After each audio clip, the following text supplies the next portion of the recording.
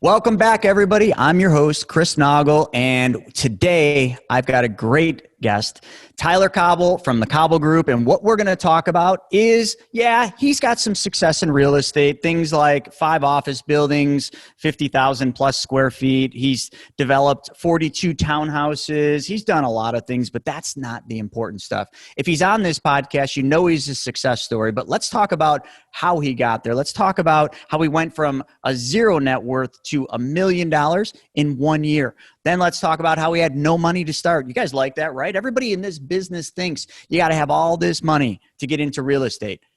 Tyler had none. And then when he started his company at the age of 25, so for those of you that are young out there, you millennials, here he is, 25 years old, started his company and had to make tough decisions like, do I pay my electric bill or my assistant?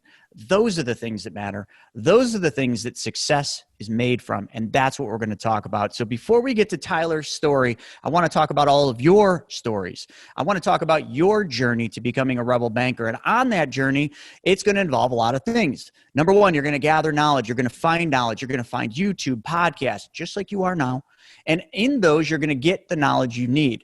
But you know what? The person who came up with and said, knowledge is power, they were full of shit. Knowledge is not power. It's the application of knowledge. That's the only thing that matters. You see, it doesn't matter how much knowledge you have. There can be people that are PhDs and doctors that have all the knowledge in the world, but they don't take action. You have to take action. Tyler took action, and it's not easy. So I'm going to give you guys a challenge. I want to know how much action you're willing to take. And I'm going to do that by a little test. You see, I'm going to give you something for free, but it's going to take you a little bit of you got to take some action here. You got to put some time in. I'm going to offer you my 2 books, The Private Money Guide and Mapping Out the Millionaire Mystery. You can have both books for free. Just pay the shipping. And all you need to do is go to my website. Go to chrisnoggle.com, 2 swipes down of the finger, and click on free book. That's your challenge today. You know, you all are here to learn something, but why not take some action and get rewarded for that action? So now let's jump into it. Tyler, welcome to the Real Estate Money School. Chris, thanks for having me on, man. I'm excited to talk with you. Honestly, a lot of the stuff that we're going to be talking about today, I've never shared before, so I'm looking forward to it. Oh, man, I'm going to put the hat on backwards for this one then. There you go. Getting rolled up and ready for this. All right, let's dive into this thing. So tell everybody a little bit about yourself, Cauble Group, and kind of where you're at today, and then let's take a journey back in time to where this all began. Absolutely. Well, so I dropped out of college. I went to the University of Tennessee. It was the best, honestly, the best decision I ever made. For a little bit, I really regretted it though, which was kind of scary because, the first year I was like, absolutely, I've got this. Second year, I looked at my income and I made $500 more than the year before. And then a little bit after that, all of my buddies started graduating from college. I'm like, damn, here I am making $40,000 a year. And I thought I'd be making 6 figures by now. And I could have a college degree. Maybe I really screwed up. Third year in real estate, everything changed for me. And it's very clear it was the best decision I ever made. So got into sales actually right out of high school, which is why I decided to drop out of college and moved back to Nashville from Knoxville and started working as a project manager for my grandfather's construction company. I was there for about 3 months before a local real estate developer that I had actually sold to in my previous job found out that I was back, and he liked I guess he was impressed by my skills so much he wanted me to come and work for him. So he paid for me to get my real estate license and gave me a 150,000 square foot shopping center and a 57,000 square foot office building to go lease.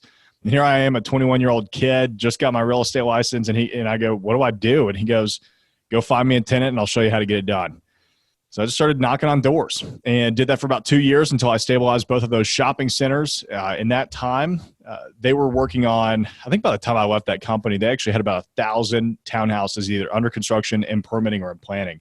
So even though it was a very small operation, we were carrying our weight. And so sitting in the weekly team meetings on those projects, I learned how to put together a townhome development deal. So I went and found a site in Bellevue, which is southwest of Nashville, put together my first 42-unit townhome development, and shortly thereafter wrote my book and then started the Cauble Group. And that's where we are today. Fantastic. Now, I think the things that people are going to want to know is at 25, what what kind of came over you that made you, and I know you kind of answered this, but I want to get down in the weeds a little bit. What at 25 came over you and made you want to start your own business and have to start making decisions of, you probably didn't even know you had to make decisions like that of, do I pay my electric bill or my assistant? Which one is going to get me further? Yeah, that was tough, man. And that's a real decision I had to make. I've had my electric cut off 2 or 3 times because of that. When I've always had the entrepreneurial itch, and I tried to be entrepreneurial within that company and, take on all these different roles where I saw, gaps that could be filled, and they just would never allow it. I could never do any creative marketing. I could never do, any of the neat things that I thought would be phenomenal for the company.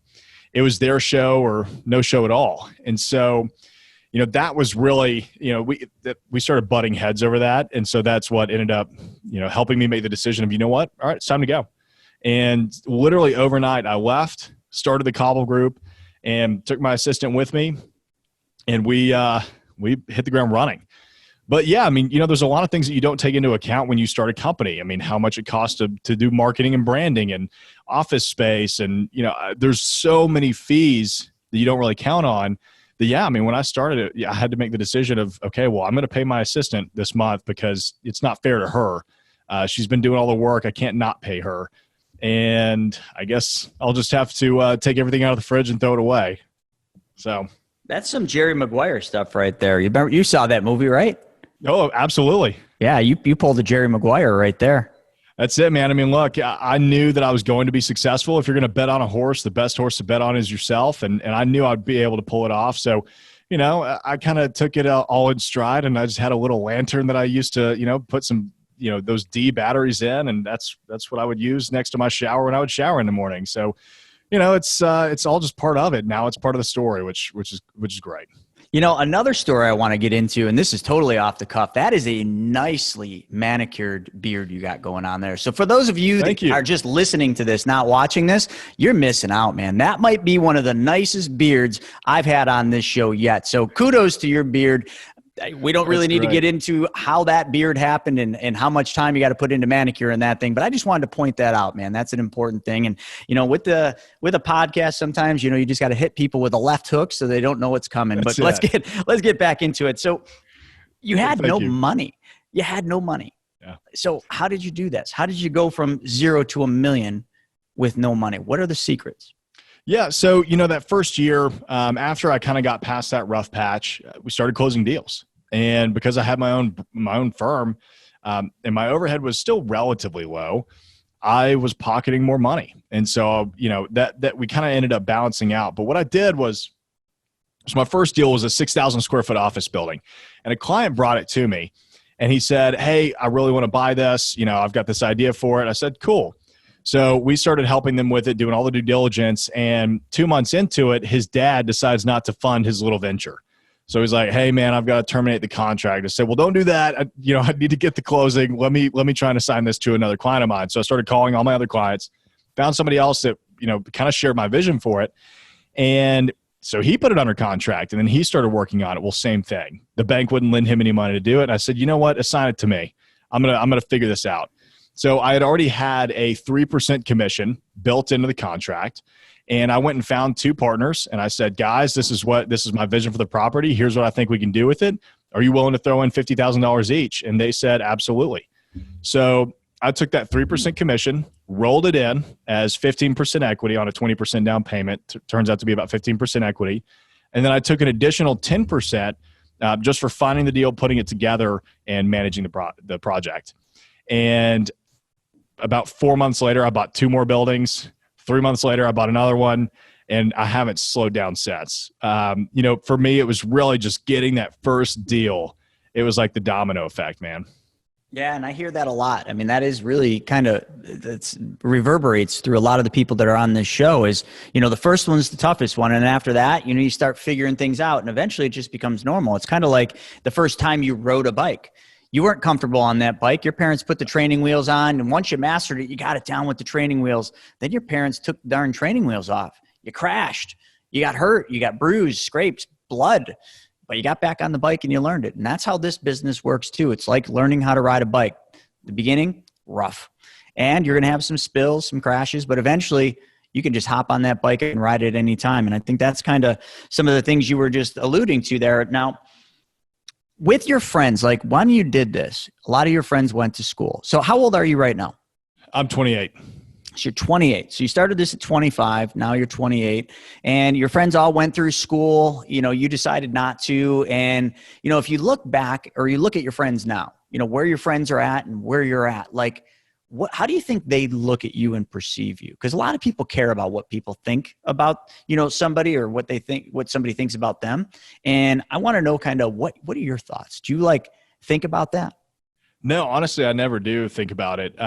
So I would have no idea what they could be thinking about me. But, one thing that I did notice because of all of that, and it's probably part of being an entrepreneur, is that there was just this divide that kept growing between me and all of my old friends. They came back from college, got entry-level jobs, lived for the weekends, always complained about the work that they had to do. And I'm over here going, man, I love everything that I do and I can do whatever I want. And, it just became, the friendships kind of divided. And I think it's just because there's a different mentality there. I love the entrepreneurship aspect of it. I'm constantly thinking about deals. I mean, I'll never forget one of my friends one time. I was hanging out at the pool with a couple of guys and one of them, and me were talking about real estate deals and like how we could invest. And one of the other guys was like chugging a beer and he goes, "You guys stop talking about work. We're here to party." I was just like, that for me just resonated. I was like, man, he just doesn't get it. Yeah, that's interesting. That's crazy. During this journey of having no money, starting at a young age, having to make hard decisions. I mean, no electric. That's kind of rough in the morning when you got to take a cold shower. Yeah. So with all this stuff, what is the biggest external obstacle that you had to face during this? Honestly, being young. Commercial real estate is kind of an old man's game. It's all about the relationships and, who's been around the longest. And so that was probably the biggest thing. I didn't have a whole lot of people doubting me, at least that I knew of. I certainly didn't doubt myself. And to me, it was always just get up and, go get back to work. Okay. So that was external. Now, what about internal obstacles? Internal obstacles, I would say, honestly, starting off, I wasn't thinking big enough. And now I certainly don't have that issue because as soon as I overcame it, I was like, man, I might think too big sometimes now, which is, I think, a good thing. But yeah, I mean, when doing that first deal is really what opened my mind. And I that perception didn't change until after, literally the day I closed. I was like, oh, this doesn't really feel any different. This wasn't that difficult. It wasn't that big of a deal. And then I immediately went out and put 2 more buildings under contract. And, that's when I started thinking bigger. It went from, well, maybe I can build 2 single family houses on this one lot to how can we do another 42 units? I mean, that's what I think was holding me back for so many years. I was just thinking too small. Yeah, that's good. I mean, a lot of people, their thoughts, their mindset are what hold them back. And now here we are, one of the craziest years in most of our lives. We've got this COVID thing going on, and we've got a country that is so divided. And here we are in real estate. What do you think is going to happen? What do you think is happening in real estate? I mean, you own a bunch of buildings. I mean, have you seen any fallout in those? Has anything changed? Let's talk a little bit about where we're at right now in the economy and where you think we're going to be moving into 2021. Yeah, I think, there's several different ways to look at it. I think one is, I'm in Nashville, and Nashville is one of the hottest markets in the country. It's in the Southeast, which is the hottest region of the country. So we've got a lot of things going for us that, a lot of other cities in America don't have. So I'm not really worried about anything at all. Nashville slowed down for about 2-3 months, and it has come roaring back ever since. And it's really interesting to watch. There were a lot of New Yorkers, Chicagoans, Californians that were investing in Nashville before, but now it's just, it's unreal. I mean, we're on phone calls every day with groups out of New York and Chicago trying to move all of their money out of blue states into red. Again, there's multiple. I wonder why. Yeah, right. Certainly not because of the taxes. Unreal. Yeah. So it's been really interesting to see that. I think, real estate as a whole, I mean, look at how real estate has fared over the last 100 years. There's always going to be cycles. And it's about your mentality when you go into one of those cycles. Are you going to take the abundance mentality, or are you just going to fall apart? Because in my opinion, 2010 was one of the best years to be buying real estate that has ever happened, if you had the mindset to go out and start buying real estate. And so if and when, because it's going to happen, another down cycle comes, are you going to be prepared to go out and buy more real estate and ride that upswing? Or are you going to hide, at home under the covers and do nothing?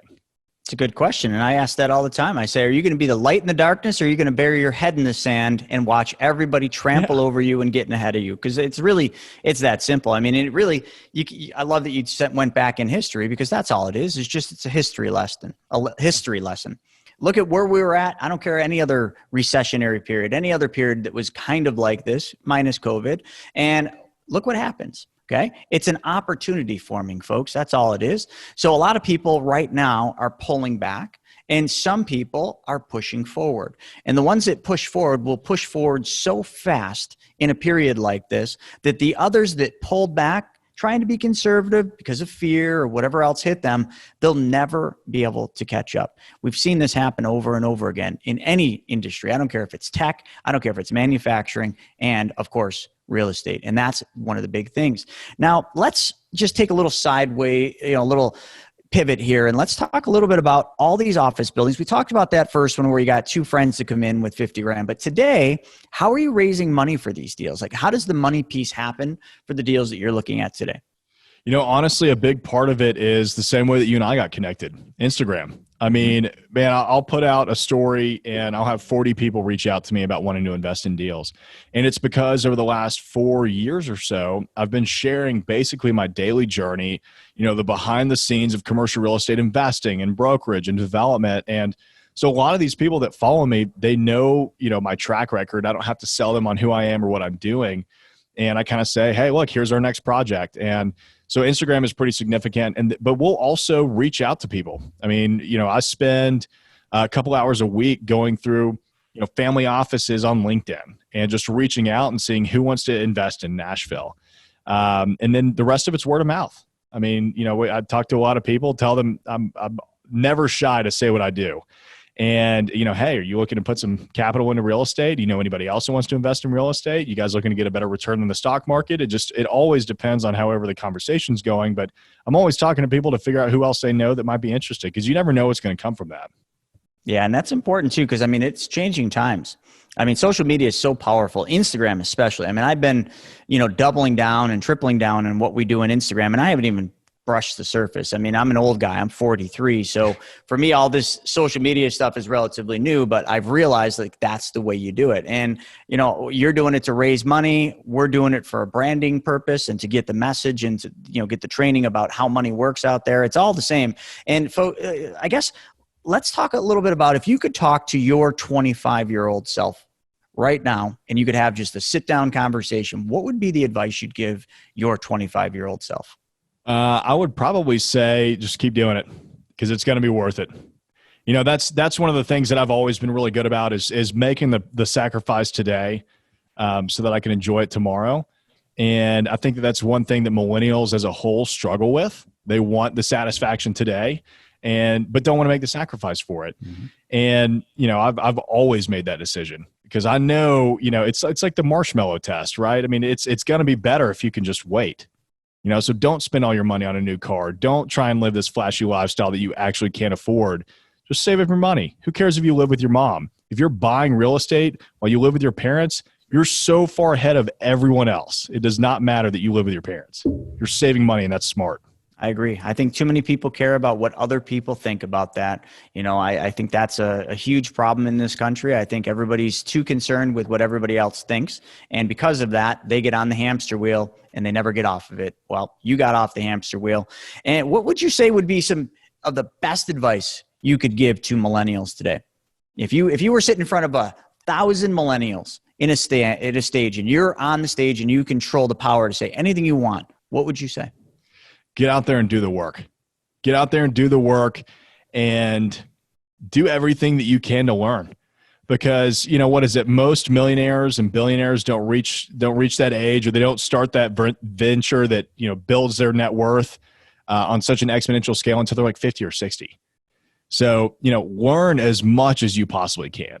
I tell people, we get interns or potential interns reaching out to us all the time, and they all want to come work for free.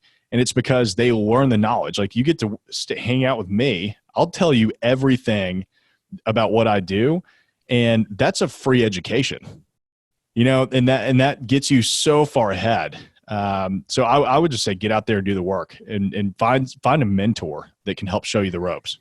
I love that. And I think that's some good advice. It's so many people are waiting, sitting back, waiting for people to bring something to them, waiting for something to happen. Nothing's going to happen unless you go out there and get it, unless you take the action and the effort to make it happen. And I think that just reverberates in what you just said.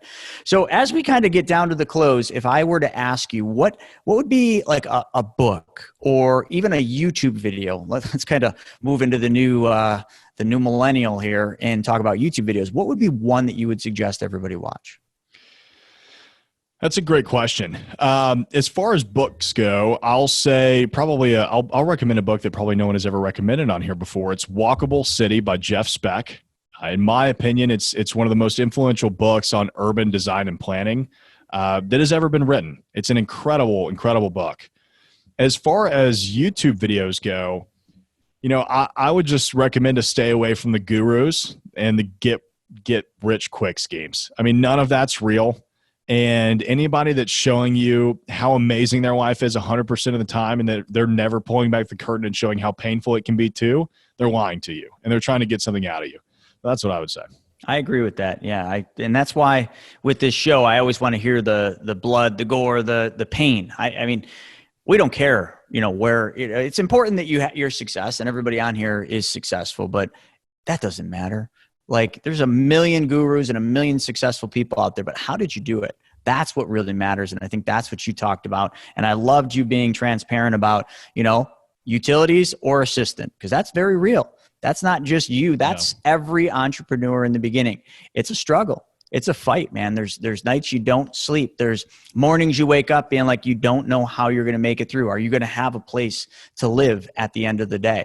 But for some way, somehow, for those that keep pushing, you always end up making it.